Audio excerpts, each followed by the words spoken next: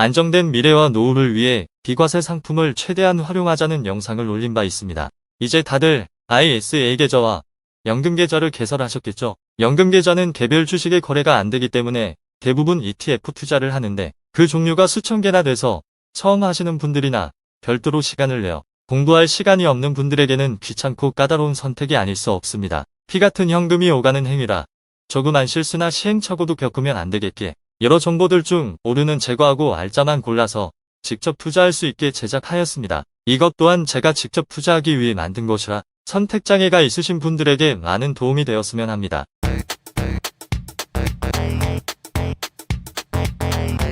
ETF를 선택하기에 앞서 종류별 세금부터 알아야 합니다. 국내 주식형 ETF에 대한 세금은 분배금 15.4%만 존재합니다. 반면에 국내 상장 해외 ETF는 주식이 아닌 펀드로 간주되어 매매 시 차익에 대한 소득세 15.4%가 추가로 발생합니다. 해외 상장 ETF는 해외 개별 주식과 동일하게 취급되기 때문에 투자 수익 250만원까지 기본 공제 후 양도소득세 22%를 부과하게 됩니다. 그럼 여기서 국내 상장 해외 ETF와 해외 상장 ETF 중에서는 어떤 게 좀 더 세금상 유리할까요?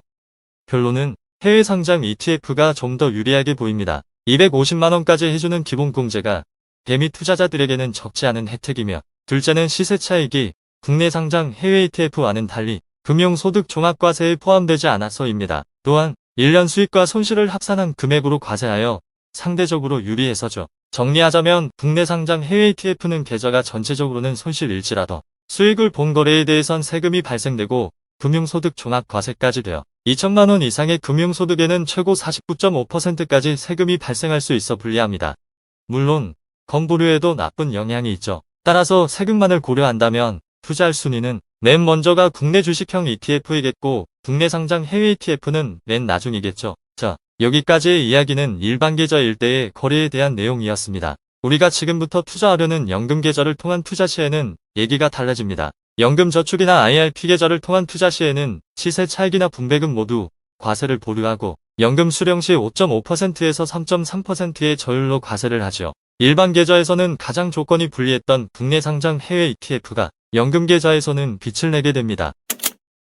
여기서 또 하나 짚고 넘어가야 할 부분이 있는데 연금 계좌 내에서 국내 주식형 ETF를 매매했을 때 발생하는 시세 차익에 대한 세금입니다. 일반 계좌에서는 세금이 0원인데 연금 계좌를 통해서는 5.5%에서 3.3%의 없던 세금을 부과하게 된다는 것입니다. What? 따라서 연금 계좌에서는 국내 상장 해외 ETF를 우선 채우는 것이 가장 효율적이며 국내 주식형 ETF는 일반 계좌에서 거래하는 것이 크게 불리하지 않으니 굳이 연금 계좌에서 할 필요는 없습니다. 본 영상이 연금 계좌를 위한 것인 만큼 해외 상장 ETF는 거래 불가이고 국내 주식형 ETF는 없던 거래세가 발생하는 관계로 국내 상장 해외 ETF 종목 위주로 전개하겠습니다.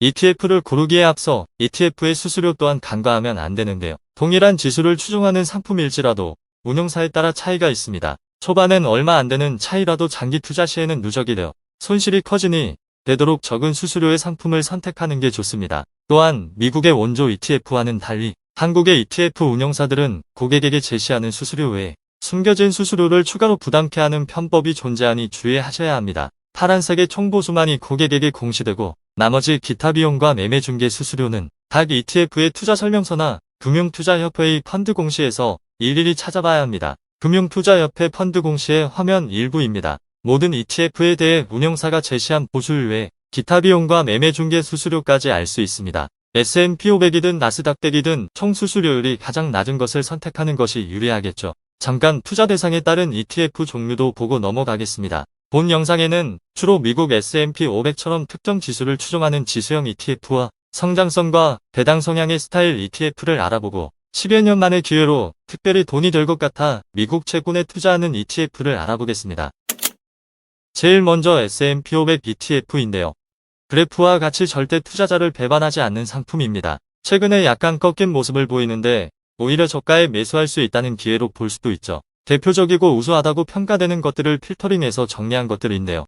종류는 많지만 편입 내용은 대동소이합니다. KB가 0.13%로 가장 저렴한 수수료를 나타내고 있는데 다만 자산 규모가 2274억 원으로 상대적으로 적은 단점이 있고요. 그 다음으로는 한국투자, 삼성, 미래에셋 순으로 저렴하네요.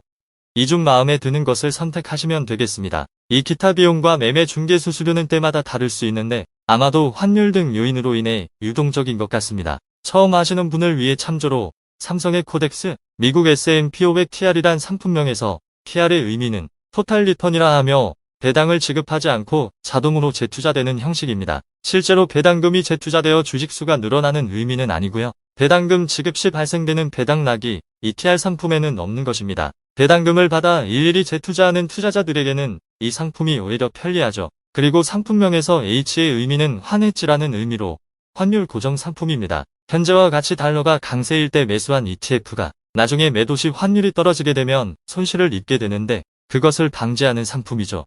그렇다고 환해지 상품이 무조건 좋은 것은 아닙니다.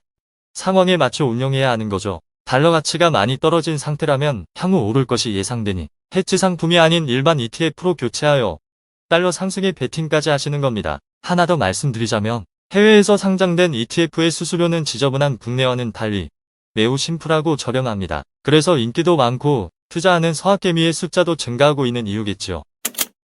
미국 주식의 거래소나 지수명에 대해 많은 분들이 구분하는데 헷갈려하고 있어 이것도 정리했습니다. 미국 증권거래소는 크게 뉴욕 증권거래소와 나스닥 증권거래소 두 개로 나뉘어져 있고 우리가 흔히 듣는 S&P 500이나 다우, 나스닥 100 등은 거래소 내 기업들의 파생지수 또는 상품이라 이해하시면 될 것 같습니다. 보시다시피 각 지수에는 주요 기업이 공통적으로 편입되어 있는 것을 알 수 있죠. 한눈에 보이도록 다시 정리해봤습니다. 나스닥 100은 기술 및 성장기업 위주라 주가의 변동성이 상대적으로 높고 다우는 다양한 산업 분야에서 선정된 기업으로 안정적이죠. 대형 대표 기업으로 구성된 S&P 500은 그 중간이라 보시면 되겠습니다. 앞에서 언급한 미국 S&P 500 ETF보다 다소 공격적인 투자자들을 위한 미국 나스닥 100 ETF 상품입니다. 이건 역시 편입된 종목들은 유사하니 실제 보수가 저렴한 KB스타 미국 나스닥 100이나 한국 투자의 에이스 미국 나스닥 100을 선택하시면 될 것 같습니다. 다음은 보다 높은 수익을 원하는 분들을 위하여 빅테크 기업 위주의 ETF와 요즘 핫해진 미국 SCHD의 국내판 ETF, 고배당 ETF 대해서도 정리해 보겠습니다. 또한 최근 하락이 예상되는 금리에 대비하여 미국 장기 채권에 많은 투자자들이 좀 성급하게 진입하셔서 손실이 대단히 큰데요. 이제 드디어 진입할 시기가 도래된 것 같아 미국 채권 ETF도 같이 다루겠습니다. 본 영상은 주로 신규로 ISA 계좌와 연금 계좌를 만드신 분들과 ETF 초보자 분들을 위해 만들었기 때문에 내용이 많으면 머릿속에서 정리가 안 될 수 있어 두 편으로 나누어 올리겠으니 양해 바랍니다. 시청해 주셔서 감사합니다. 라이프 스킬스였습니다.